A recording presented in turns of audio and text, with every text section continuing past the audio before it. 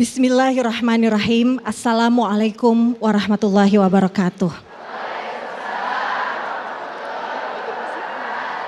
Alhamdulillahirabbil alamin wa bihi nasta'in wa ala umurid dunya waddin wassalatu wassalamu ala asyrafil anbiya'i wal mursalin Sayyidina wa maulana Muhammadin wa ala alihi wa sahbihi ajmain.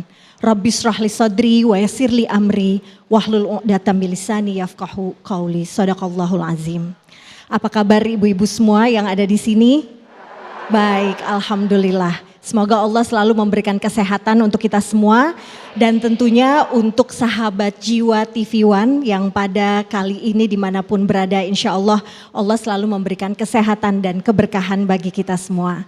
Senang sekali saya Syifa Fauzia bisa membersamai dalam renungan jiwa pada episode kali ini. Dan judulnya adalah Rumahku Surgaku atau Baiti Jannati. Ini adalah harapan kita semua yang sudah berkeluarga.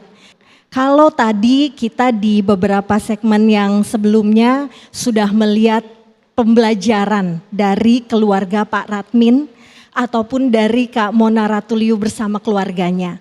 Ada satu yang saya tangkap dari dua contoh tersebut, yaitu bagaimana dua keluarga ini menjaga keutuhan rumah tangga, menjaga kehangatan keluarga. Kalau kita berkaca dari apa yang disampaikan oleh Luqman dalam surat Luqman, pada salah satu ayat disampaikan bahwa Luqman berpesan kepada anaknya, "Ya bunayya la tusyrik billah."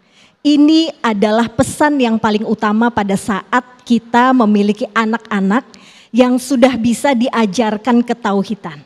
Karena yang paling utama yang harus diajarkan kepada anak-anak kita adalah akidah dan keimanan. Ini yang harus diperjuangkan yang pertama. Yang kedua adalah bagaimana menciptakan kesabaran kita. Apakah kita sebagai ibu ataukah kita sebagai istri, di sini kita harus bisa menciptakan kesabaran. Dan untuk menciptakan kenyamanan yang ada di keluarga. Kalau suami biasanya pulang ke rumah bercerita, berkeluh kesah tentang apa yang terjadi hari itu, kita sebagai istri tentunya harus bisa menyeimbangi dari apa yang disampaikan oleh suami kita. Jadi peran istri di sini adalah untuk sebagai penyeimbang dalam keluarga.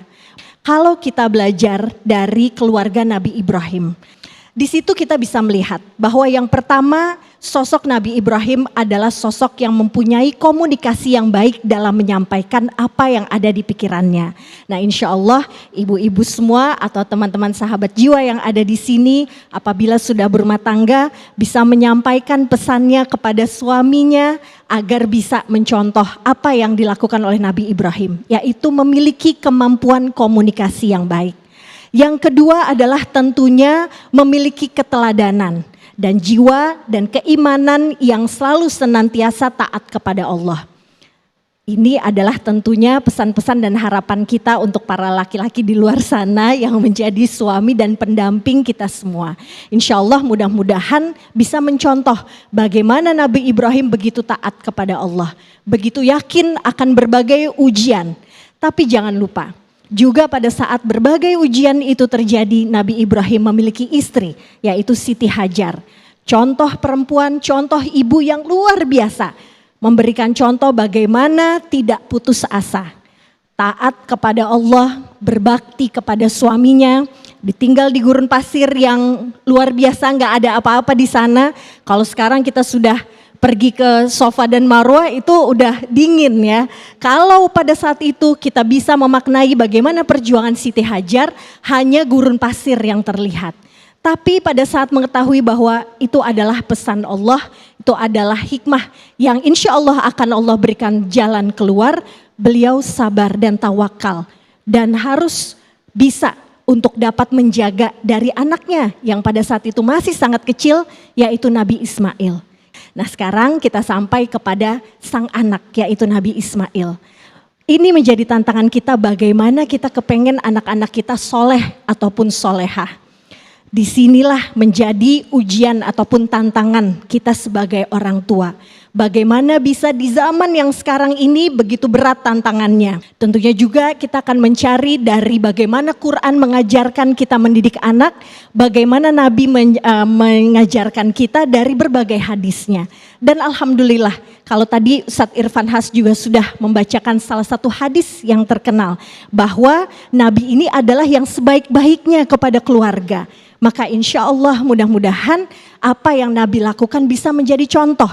Tidak hanya untuk para suami, tapi juga tentunya kita sebagai istri dapat bisa menyeimbangkan apa yang menjadi ikhtiar kita menciptakan keluarga yang sakinah, penuh mawaddah dan rahmah.